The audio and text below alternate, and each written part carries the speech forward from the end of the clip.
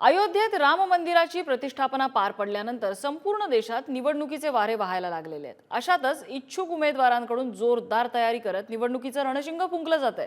नाशिक जिल्ह्यात निवडणुकीच्या रिंगणात महामंडलेश्वर शांतिगिरी महाराज उतरणार आहेत। जय बाबाजी भक्त परिवाराने या संदर्भातली घोषणा केली आहे, त्यामुळे नाशिकच्या राजकारणात अधिकच रंगत येणार आहे। शांतिगिरी महाराज नेमके कोण आहेत आणि त्यांची पार्श्वभूमी काय आहे, आपण पाहूया हा सविस्तर रिपोर्ट।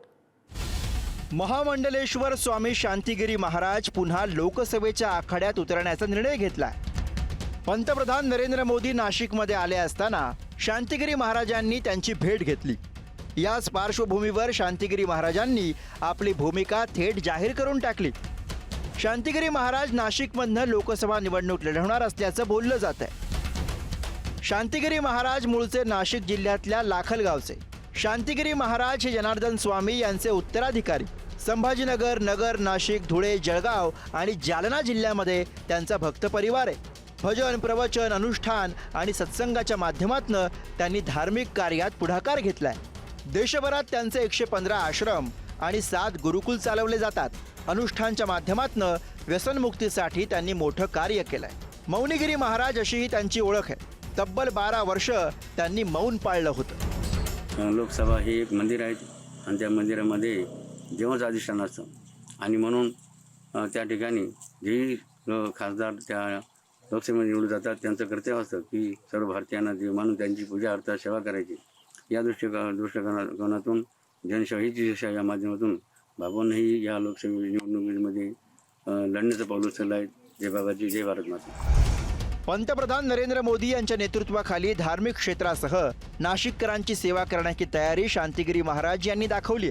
म्हणजे एक प्रकारे शांतिगिरी महाराजांनी भाजपकडनं उमेदवारी मिळण्याची इच्छाच व्यक्त केली।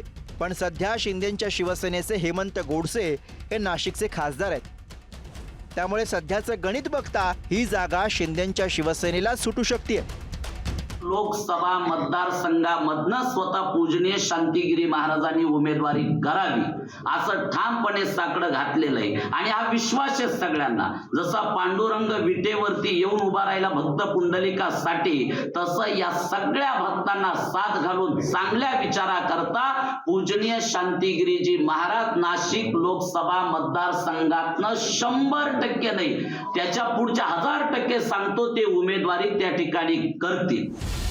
दरम्यान 2009 मध्ये शांतिगिरी महाराज छत्रपती संभाजीनगरमधनं अपक्ष म्हणून लोकसभेच्या रिंगणात उतरले होते। त्यावेळी चंद्रकांत खैरेंविरोधात त्यांना 3ऱ्या क्रमांकावरती समाधान मानावं लागलं होतं। पण शांतिगिरी महाराजांना मिळालेल्या मतांमुळे शिवसेनेला धक्का मिळाला होता। तेव्हापासून शांतिगिरी महाराज हे सक्रिय राजकारणापासून काहीसे दूर राहिले। 2009च्या संभाजीनगर लोकसभा निवडणुकीत चंद्रकांत खैरे यांना 2,55,000 मतं मिळाली, तर काँग्रेसच्या उत्तमसिंग पवार यांना 2,22,000 मतं पडली, तर अपक्ष असलेल्या शांतिगिरी महाराज यांना 1,48,000 मतं पडली। निवडणूक काळात शांतिगिरी महाराजांचे आशीर्वाद घेऊन पाठिंबा मिळवण्यासाठी अनेक नेत्यांची रांग लागत असते, पण आता त्याच निवडणुकीच्या आखाड्यात शांतिगिरी महाराज उतरणार आहेत। दुसरीकडे जय बाबाजी भक्त परिवारातील अनेक जण हे नाशिकमध्ये येऊन प्रचारही करू लागलेत। शांतिगिरी महाराज निवडणुकीच्या रिंगणात उतरत असल्याची घोषणा झाल्यानं राजकीय नेत्यांचे सुद्धा धाबे चांगलेच दणाणलेत। त्यामुळे शांतिगिरी महाराज कोणत्या पक्षाकडनं उमेदवारी घेतात की अपक्ष म्हणून निवडणुकीच्या आखाड्यामध्ये आपलं नशीब आजमावतात हे पाहणं महत्त्वाचं असेल। किरण ताजणे, पुढारी न्यूज, नाशिक।